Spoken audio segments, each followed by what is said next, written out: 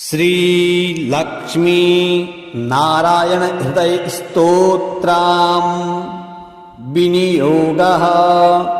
ओम अस्य श्री लक्ष्मी नारायण हृदय स्तोत्र मंत्रस्य भार्गव ऋषिः अनुष्टुप् छन्दः। श्री लक्ष्मी नारायणो देवता। श्री लक्ष्मी नारायण प्रीत्यर्थ जपे विनियोगः। ध्यानम् उद्ददादित्य संगाक्षम् पीतवासा समुच्यतम् शंख चक्र गदा पाणिम् ध्यायेत् लक्ष्मीपतिं हरिम्। श्रीमन्नारायणो ज्योतिर् आत्मा नारायणः परः। नारायणः परं ब्रह्म। नारायण नमोस्तुते। नारायणः परो देवो दाता नारायणः परः। नारायणः परो ध्याता नारायणः नमोस्तुते। नारायणः परं धाम ध्याता नारायणः परः। नारायणः परो धर्मो नारायण नमोस्तुते। नारायण परो बोधो विद्या नारायणः परा। विश्वं नारायणः साक्षन् नारायण नमोस्तुते। नारायणाद् विधिर्जातो जातो नारायणात् शिवः। जातो नारायणादिन्द्रो नारायण नमोस्तुते। रविर्नारायणं तेजस् चन्द्रो नारायणं महः। बहिर्नारायणः साक्षन् नारायण नमोस्तुते। नारायण उपास्यः स्याद् गुरुर्नारायणः परः। नारायणः परो बोधो नारायण नमोस्तुते। नारायणः फलं मुख्यं सिद्धिर्नारायणः सुखं। सर्वनारायणः शुद्धो नारायण नमोस्तुते। नारायण्यस्त्वमेवासि नारायण हृदि स्थितः। प्रेरकः प्रेर्यमाणानां त्वया प्रेरितमानसः। त्वदाज्ञां शिरसां धृत्वा जपामि जनपावनं। नानोपासनमार्गाणां भावकृद् भावबोधकः। भावकृद् भावभूतस्त्वं मम सौख्यप्रदो भव। त्वन्मायामोहितं विश्वं त्वयैव परिकल्पितम्। त्वधिष्ठानमात्रेण सैव सर्वार्थकारिणी। त्वमेवैतां पुरस्कृत्य मम कामाद् समर्पय।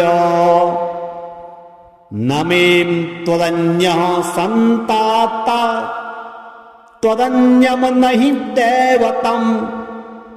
त्वदन्यं न हि जानामि पालकं पुण्यरूपकं। यावत् सांसारिको भावो नमस्ते भगवात्मने। तत्सिद्धिदो भवेत् सद्यः सर्वथा सर्वदा विभो।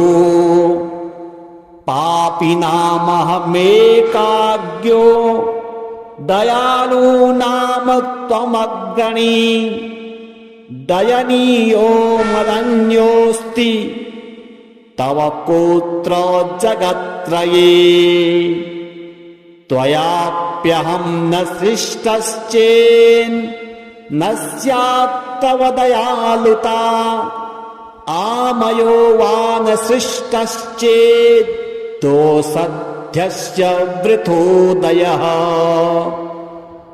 पापसङ्गपरिक्रान्तः पापात्मा पापरूपधृक् त्वदन्यः कोऽत्र पापेभ्यस्त्राता मे जगदीतले त्वमेव माता च पिता त्वमेव त्वमेव बन्धुश्च सखा त्वमेव त्वमेव विद्या च गुरुस्त्वमेव त्वमेव सर्वं मम देवदेव प्रार्थना दशकं चैव मूलाष्टकमथापि वा यः पठेत् शृणुया नित्यं तस्य लक्ष्मी स्थिरा भवेत् नारायणस्य हृदयं सर्वाभीष्टफलप्रदं लक्ष्मी हृदयकं स्तोत्रं यदि चैतद् विनाशकृत तत्सर्वं निष्फलं प्रोक्तं लक्ष्मीः क्रुध्यति सर्वतः एतत् संकलितं स्तोत्रं सर्वाभीष्टफलप्रदम् लक्ष्मी हृदयकं स्तोत्रं तथा नारायणात्मकं जपेत् यः संकलीकृत्य सर्वाभीष्टमवाप्नुयात् नारायणस्य हृदयमादौ जपत्वा ततः पुरं लक्ष्मी हृदयकं स्तोत्रं जपेन्नारायणं पुनः पुनर्नारायणं जपत्वा पुनर्लक्ष्मी हृदयं जपेत् पुनर्नारायणं हृदयं सम्पुष्टीकरणं जपेत् एवं मध्ये द्विवारेण जपे लक्ष्मी हृदयं हि तत् लक्ष्मी हृदयकं स्तोत्रं सर्वमेतत् प्रकाशितम् तद्वज्जपादिकं कुर्यात् ते तत् संकलितं शुभं स सर्वकाममाप्नोति आधिव्याधिभयं हरेत् गोप्यमेतद् सदा कुर्यान् न सर्वत्र प्रकाशयेत् इति गुह्यतमं शास्त्रं मुक्तं ब्रह्मादिकैः पुरा तस्मात् सर्वप्रयत्नेन गोपयेत् साधयेत् सुधिः यत्र तत्पुस्तकं तिष्ठेत् लक्ष्मीनारायणात्मकम् भूतप्रेतपिशाचानश्च वेतालन्नाश्चेत् सदा लक्ष्मी हृदय प्रोक्तेन विधिना साधयेत् सुधिः भृगुवारे च रात्रौ तु पूजयेत् पुस्तकद्वयं सर्वदा सर्वथा सत्यं गोप्येत् साधयेत् सुधिः गोपनात् साधनाल्लोके धन्यो भवति त्वत्वित् नारायण हृदम् इति नारायण नमोऽस्तुते। श्रीमन्नारायणो ज्योतिर् आत्मा नारायणः परः नारायणः परं ब्रह्म नारायण नमोस्तुते।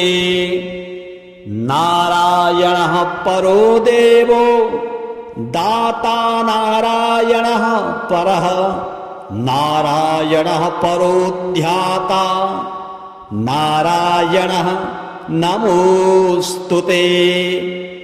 नारायणः परं धाम ध्याता नारायणः परः, नारायणः परो धर्मो नारायण नमोस्तुते। नारायण परो बोधो विद्या नारायणः परा, विश्वं नारायणः साक्षन् नारायण नमोस्तुते। नारायणाद्विधिर्जातो जातो नारायणात् शिवः, जातो नारायणादिन्द्रो नारायण नमोस्तुते। रविर्नारायणं तेजस् चन्द्रो नारायणं महः, बहिर्नारायणः साक्षन् नारायण नमोस्तुते। नारायण उपास्यः स्याद् गुरुर्नारायणः परः, नारायणः परो बोधो नारायण नमोस्तुते।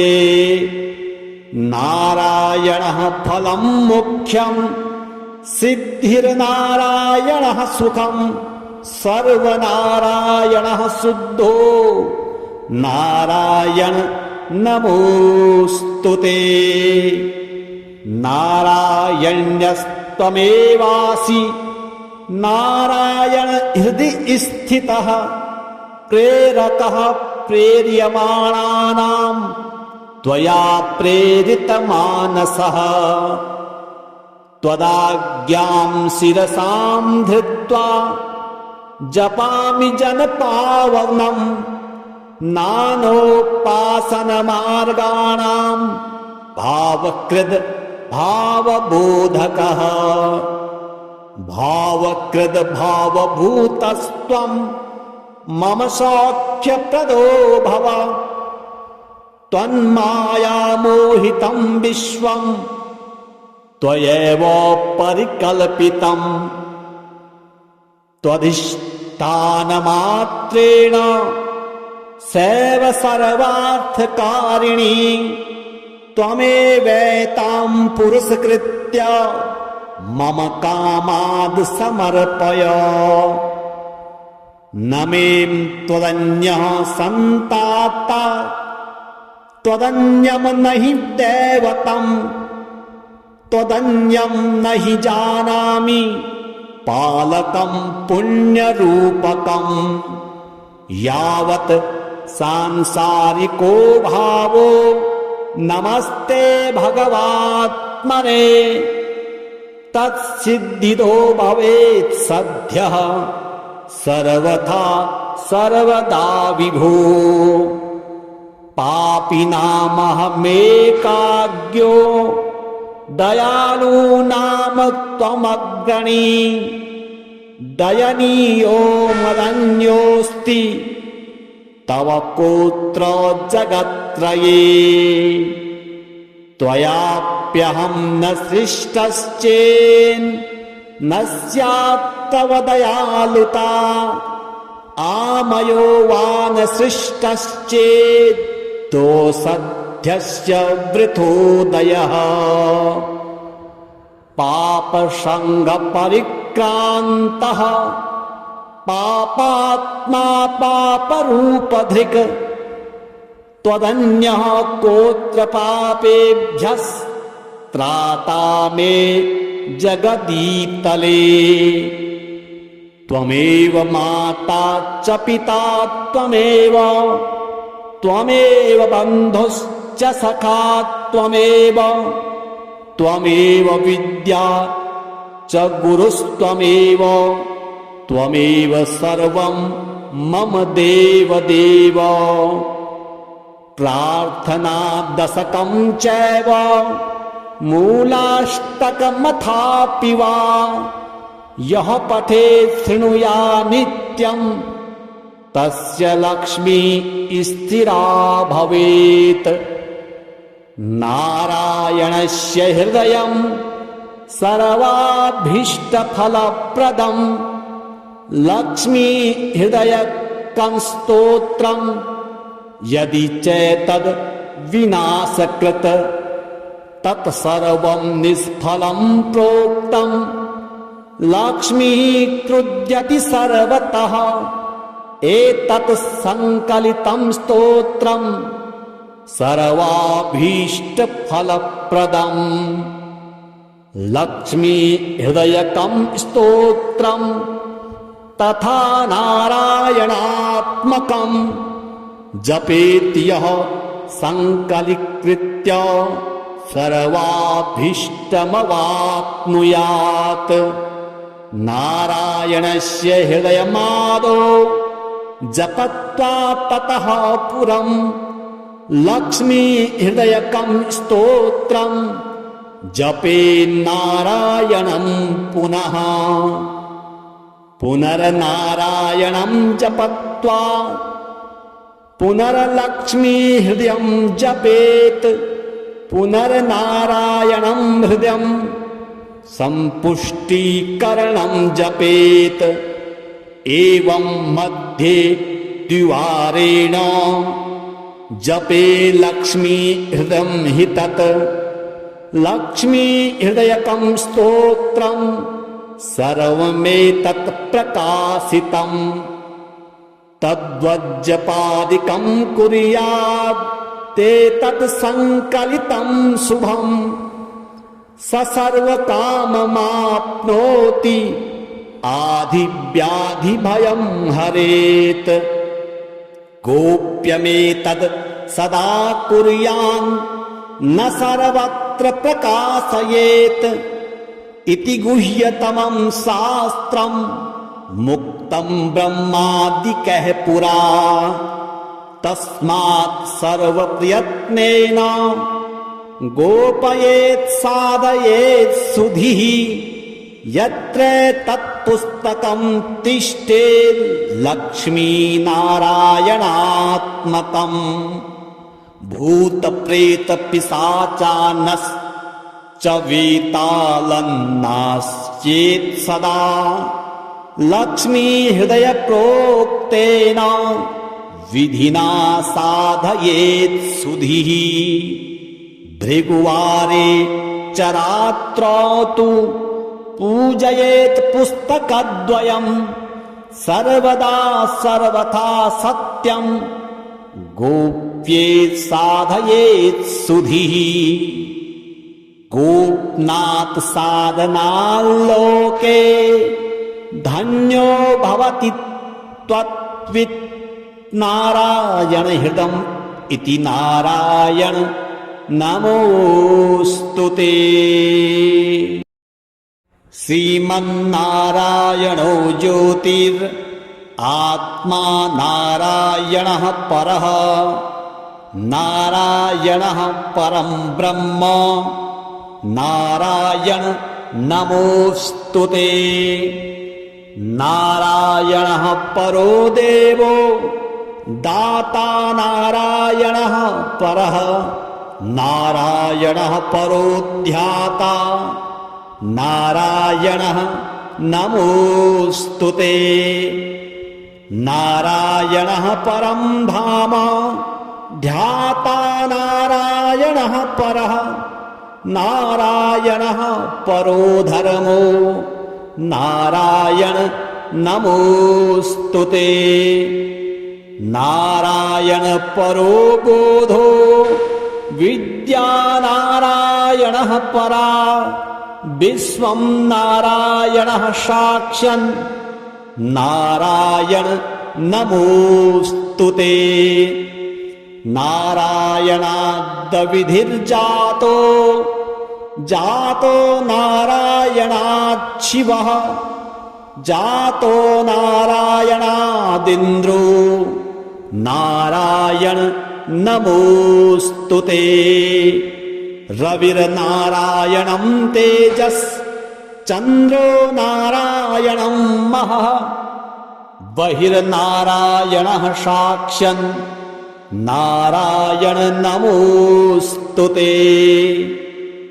नारायण उपास्यः स्याद् गुरुर्नारायणः परः नारायणः परो बोधो नारायण नमोऽस्तु ते। नारायणः फलं मोक्षं सिद्धिर्नारायणः सुखं सर्वनारायणः शुद्धो नारायण नमोऽस्तु ते। नारायण्यस्त्वमेवासि नारायण हृदि स्थितः प्रेरकः प्रेर्यमाणानां त्वया प्रेरितमानसः। त्वदाज्ञां शिरसां धृत्वा जपामि जनपावनं नानोपासनमार्गाणां भावकृद् भावबोधकः। भावकृद् भावभूतस्त्वं मम सौख्यप्रदो भव। त्वन्मायामोहितं विश्वं त्वयैव परिकल्पितम्। त्वधिष्ठानमात्रेण सैव सर्वार्थकारिणी त्वमेवैतां पुरस्कृत्य मम कामाद् समर्पय।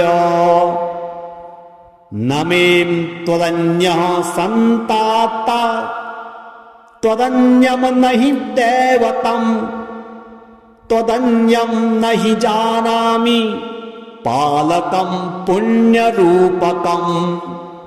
यावत् सांसारिको भावो नमस्ते भगवात्मने तत्सिद्धिदो भवेत् सद्यः सर्वथा सर्वदा विभो। पापिनामहमेकाज्ञो दयालूनां त्वमग्रणी दयनीयो मदन्योऽस्ति तव कोत्र जगत्त्रये।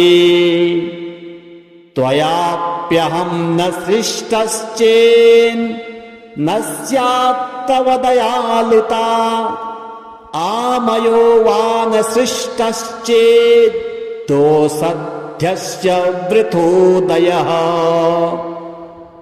पापसङ्गपरिक्रान्तः पापात्मा पापरूपधृक् त्वदन्यः कोत्र पापेभ्यस्त्राता मे जगदीतले।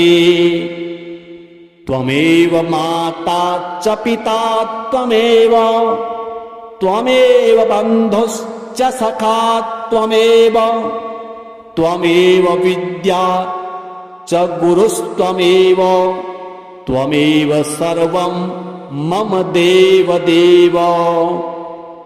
प्रार्थना दशकं चैव मूलाष्टकमथापि वा यः पठेत् शृणुया नित्यं तस्य लक्ष्मी स्थिरा भवेत्। नारायणस्य हृदयं सर्वाभीष्टफलप्रदं लक्ष्मी हृदयकं स्तोत्रं यदि चैतद् विनाशकृत तत्सर्वं निष्फलं प्रोक्तं। लक्ष्मी क्रुध्यति सर्वतः एतत् संकलितं स्तोत्रं सर्वाभीष्टफलप्रदम्।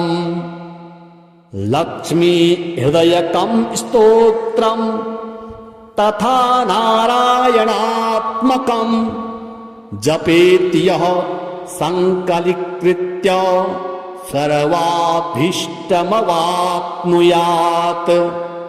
नारायणस्य हृदयमादौ जपत्वा ततः पुरं लक्ष्मी हृदयकं स्तोत्रं जपे नारायणं पुनः। पुनर्नारायणं जपत्वा पुनर्लक्ष्मी हृदयं जपेत्। पुनर्नारायणं हृदयं संपुष्टिकरणं जपेत्। एवं मध्ये द्विवारेण जपे लक्ष्मी हृदयं हि तत्। लक्ष्मी हृदयकं स्तोत्रं सर्वमेतत् प्रकाशितं। तद्वज्जपादिकं कुर्यात् ते तत् संकलितं शुभं। स सर्वकाममाप्नोति आधिव्याधिभयं हरेत्। गोप्यमेतद् सदा कुर्यान् न सर्वत्र प्रकाशयेत्। इति गुह्यतमं शास्त्रं मुक्तं ब्रह्मादिकैः पुरा। तस्मात् सर्वप्रयत्नेन गोपयेत् साधयेत् सुधीः। यत्र तत्पुस्तकं तिष्ठेत् लक्ष्मीनारायणात्मकम्। भूतप्रेतपिशाचानश्च वेतालन्नाश्चेत् सदा लक्ष्मी हृदय प्रोक्तेन विधिना साधयेत् सुधीः। भृगुवारे च रात्रौ तु पूजयेत् पुस्तकद्वयं। सर्वदा सर्वथा सत्यं गोप्येत् साधयेत् सुधीः। गोपनात् साधनाल्लोके धन्यो भवति त्वत्वित्। नारायण हृदम् इति नारायण नमोस्तुते। श्रीमन्नारायणो ज्योतिर् आत्मा नारायणः परः। नारायणः परं ब्रह्म नारायण नमोस्तुते। नारायणः परो देवो दाता नारायणः परः। नारायणः परो ध्याता नारायणः नमोस्तुते। नारायणः परं धाम ध्याता नारायणः परः। नारायणः परो धर्मो नारायण नमोस्तुते। नारायण परो बोधो विद्या नारायणः परा। विश्वं नारायणः साक्ष्यन् नारायण नमोस्तुते। नारायणाद्विधिर्जातो जातो नारायणात् शिवः। जातो नारायणादिन्द्रो नारायण नमोस्तुते। रविर्नारायणं तेजस् चन्द्रो नारायणं महः। बहिर्नारायणः साक्ष्यन् नारायण नमोस्तुते। नारायण उपास्यः स्याद् गुरुर्नारायणः परः। नारायणः परो बोधो नारायण नमोस्तुते। नारायणः फलं मुख्यं सिद्धिर्नारायणः सुखं। सर्वनारायणः शुद्धो नारायण नमोस्तुते। नारायण्यस्त्वमेवासि नारायण हृदि स्थितः। प्रेरकः प्रेर्यमाणानां त्वया प्रेरितमानसः। त्वदाज्ञां शिरसां धृत्वा जपामि जनपावनम् नानोपासनमार्गाणां भावकृद् भावबोधकः भावकृद् भावभूतस्त्वं मम सौख्यप्रदो भव त्वन्मायामोहितं विश्वं त्वयैव परिकल्पितं त्वधिष्ठानमात्रेण सैव सर्वार्थकारिणी त्वमेवैतां पुरस्कृत्य मम कामाद् समर्पय न मे त्वदन्यः सन्ताता त्वदन्यं न हि दैवतम् त्वदन्यं न हि जानामि पालकं पुण्यरूपकम् यावत् सांसारिको भावो नमस्ते भगवात्मने तत्सिद्धिदो भवेत् सद्यः सर्वथा सर्वदा विभो पापिनामहमेकाज्ञो दयालूनां त्वमग्रणी दयनीयो मदन्योऽस्ति तव कोत्र जगत्त्रये त्वयाप्यहं न सृष्टश्चेन्न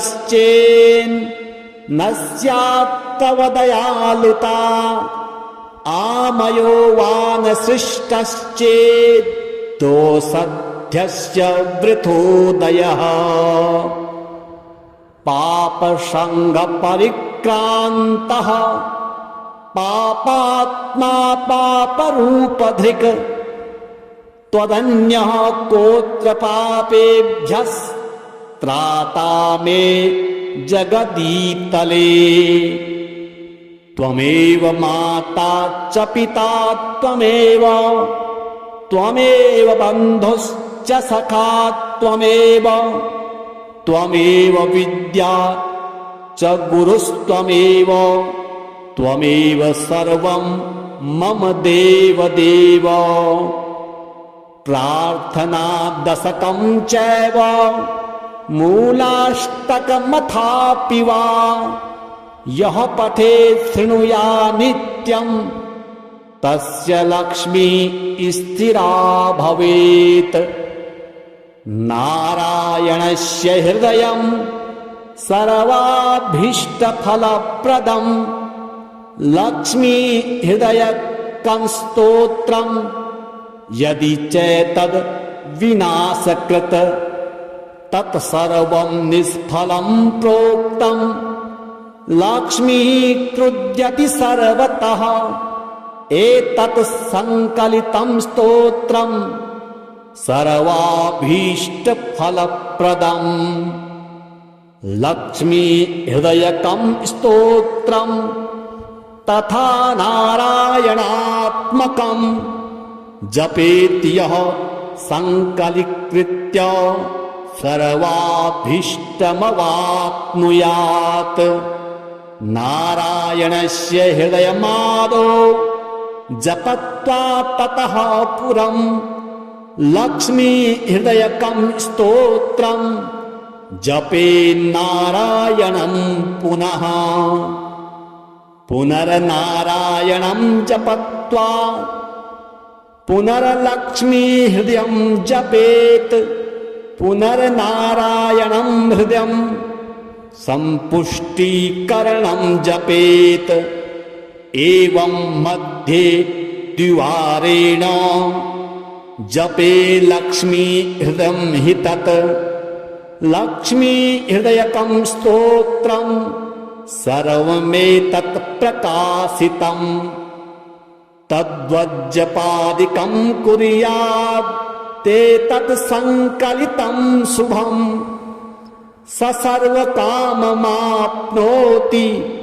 आधिव्याधिभयं हरेत् गोप्यमेतद् सदा कुर्यान् न सर्वत्र प्रकाशयेत् इति गुह्यतमं शास्त्रं मुक्तं ब्रह्मादिकः पुरा तस्मात् सर्वप्रयत्नेन गोपयेत् साधयेत् सुधिः यत्र तत्पुस्तकं तिष्ठेत् लक्ष्मीनारायणात्मकम् भूतप्रेतपिशाचानश्च वेतालन्नाश्चेत् सदा लक्ष्मीहृदयप्रोक्तेन विधिना साधयेत् सुधिः भृगुवारे च रात्रौ तु पूजयेत् पुस्तकद्वयं